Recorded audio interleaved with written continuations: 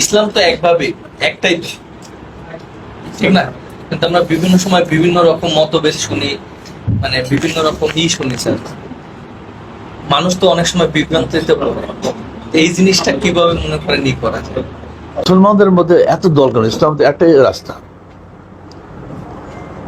এত দল কেন? আমি তো লিখছিলাম, আমার হক তুলে ধরেছি, লেখা হচ্ছে কেন মানে না, না মানে সেটা আপনার ইম্মা শাকিরা ও ইম্মা কাফুরা, আল্লাহ নিজেই বলে দিয়েছে, ইন্না হাদায়নাহু সাবিলা ইম্মা শাকিরা ও ইম্মা কাফুরা। আমরা সোজা পথ দেখিয়ে দিয়েছি, ইচ্ছে করলে বান্দা শুকরগুজার হতে পারে, ইচ্ছে করলে অস্বীকারী হতে পারে। এই ইচ্ছা শক্তি বান্দার আছে। তুমি যেমনি নাচো তেমনি নাচি, পুতুলের কি দৌড় বলা হয় না, সম্পূর্ণ শিরকি গান, এগুলো বলাই যাবে না। তোমার ইচ্ছা বলে কিচ্ছু নাই। হাসিনা হোসেন মমতাজ যে গানটা গায়, তো ইচ্ছা বলে কিচ্ছু নেই বান্দার, এটা সম্পূর্ণ ভুল কথা। আমরা আমাদের নিজের ইচ্ছার উপরেই চলি। ইচ্ছা বলে কিছু নাই, মানুষ চলে কি হবে? মানুষ তো রোবট তো না। এই যে এআই যুগ আসতেছে, এটা রোবটের যুগ আসতেছে, মহা ক্ষতির যুগ আসতেছে সামনেতে, তখন আমাদের ইচ্ছা শক্তি কিছু থাকবে না। যাই হোক, আহলে হাদিস আন্দোলনটা হচ্ছে মূলত মানুষকে কোরআন এবং হাদিসের পথ দেখানোর একটা মুভমেন্ট। এই মুভমেন্টে অনেকে আসছে, অনেকে ছিটকি পড়ে যাচ্ছে, অনেকে পদস্খলন হচ্ছে, অনেকে টিকে আছে শুরু থেকে এই পর্যন্ত আলহামদুলিল্লাহ। আর আমাদের বইগুলো মূলত এর উপরে লেখা। আল্লাহ যাকে হিদায়াত নসিব করেন সে বইগুলো পড়ে এবং আমল করে। আর এইটা প্রশ্নটা খুব সহজ, উত্তরটাও খুব সহজ, কিন্তু সবাই বুঝতে পারে না। যেন আপনাকে বলি যে এটার মধ্যে দিয়ে আল্লাহ হয়তো এটাই পরীক্ষা দিয়েছেন আমাদের, যে কারা আমরা সত্যের অনুসারী, কারা মিথ্যার অনুসারী, বা কারা আমরা এমনিতেই কোনো কিছুর অনুসারী না, এমনি ছেড়ে দিয়ে বসে আছি, অবহেলা করে বসে আছি। সত্যের অনুসন্ধান করাটাও এটা একটা ইবাদত।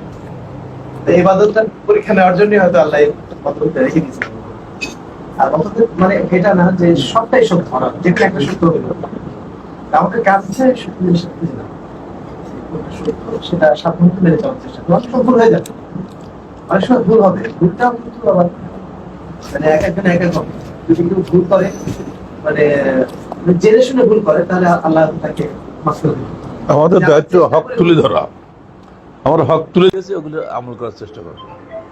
ইখতিলাফের কারণ কিন্তু ওইটাই থাকবেই, ইখতিলাফ থাকবেই, মানে এটা আল্লাহ পাক বান্দাকে এই জন্য সৃষ্টি করেছে।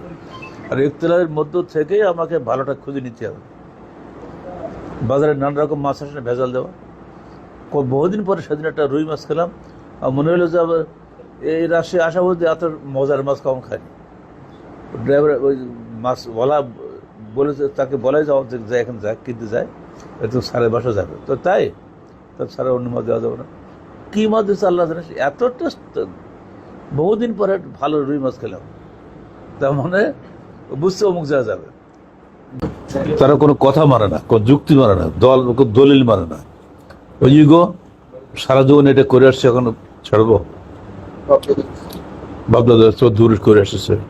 ওইটাই আজকে আমার ভাষণে বললাম যে ইগো ছাড়াও, যতদিন ইগো কাজ করবে তাকে দিয়ে কোনো কাজ হবে না।